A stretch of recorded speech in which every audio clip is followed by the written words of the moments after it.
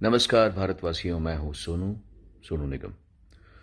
कल मैंने एक बहुत ही प्रोफाउंड, बहुत ही हिलाने वाला एक वीडियो देखा जहां पर भारत की सेना का एक वीर जवान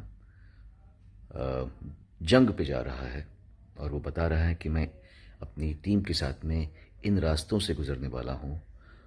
आप लोग अपने घर में आराम कीजिए और चैन से रहिए। आप चिंता मत कीजिए, हम आपकी देखभाल करेंगे, हम आपकी रक्षा करेंगे।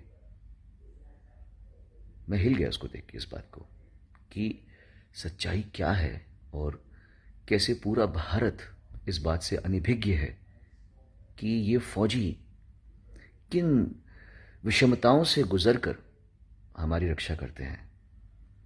आज दुर्भाग्यपूर्ण बात है कि चीन समझदारी की या प्यार की भाषा नहीं समझ पा रहा और वो हमारे देशवासियों को, हमारे फौजियों को चैलेंज कर रहा है, चुनौती दे रहा है।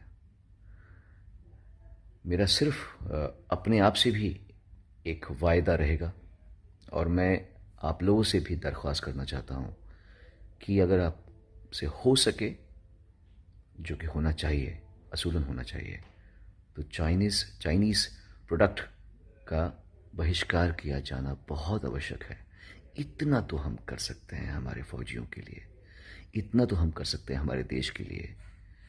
लोग सीमा पर जाकर अपना खून बहा रहे हैं, अपनी जान दे रहे हैं और हम सिर्फ इतना नहीं कर सकते कि हम चाइनीज़ प्रोडक्ट्स का इस्तेमाल बंद कर दें। मैं जानता हूं कि ऐसी कई चीज़ें होंगी जो आपको शायद त्यागने में बड़ा मुश्किल होगा, लेकिन अगर हम ये सब ठान लें, हम आपस में बात को ठान लें, तो शायद ये संभव है। मैं जानता हूं कि जूम कॉल्स हम लोग करते हैं, मैं भी इस्तेमाल करता हूं। अब मैं पूरी चेष्टा करूंगा कि जहां जहां हो सके मैं उसका इस्तेमाल बंद कर दूं और पूरी तरह ही बंद कर दूं। हम और भी रास्ते ढूंढेंगे काम करने के, और ये मेरा अपने आप से वायदा है कि आज के बाद से मैं अपनी तरफ से पूरी एड़ी चोटी का जोर लगाऊंगा कि मेरी तरफ से चाइनीज़ ऐप्स का इस्तेमाल ज़ीरो पे आ जाए। जहाँ तक चाइनीज़ प्रोडक्ट्स का सवाल है, जो हमने ख़रीद रखे हैं, उनको तोड़ने की ज़रूरत नहीं है। इससे हमारा ही नुकसान है, हमारे देश का नुकसान है। पर जो हम नई चीज़ें लेने वाले हैं उसमें हम ये चेक ज़रूर करें कि हम क्या ले रहे हैं, वो चीज़ का मेड इन कहाँ लिखा हुआ है।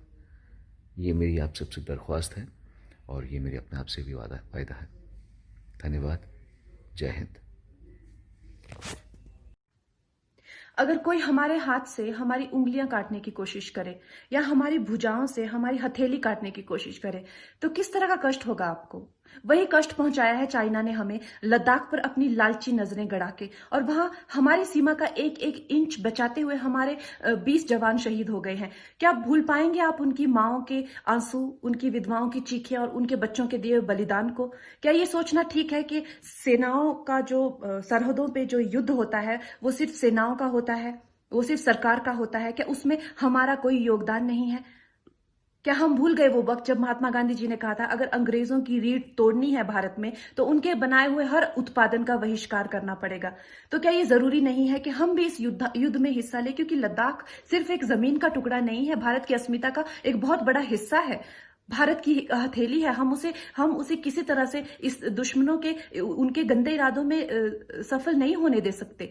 तो क्या हम लोगों को इसमें हिस्सा नहीं लेना चाहिए कि जो चाइनीज जितनी भी गुड्स हैं, जितने भी उनके प्रोडक्ट्स हैं, जिन भी कंपनीज में उन्होंने इन्वेस्ट किया हुआ है, उनसे उनको रिटर्न्स आते हैं, रेवेन्यूज आते हैं, ऑर्गेनाइजेशंस है, उन सब का बहिष्कार करें ताकि वो उस संपत्ति से जो यहां से इंडिया से इकट्ठी करके जाते हैं, उस संपत्ति से हथियार खरीद के हमारे सैनिकों के सीने छन्नी करते हैं। तो क्या हम इस युद्ध में हम चाइना का साथ दे सकते हैं? आप बताइए।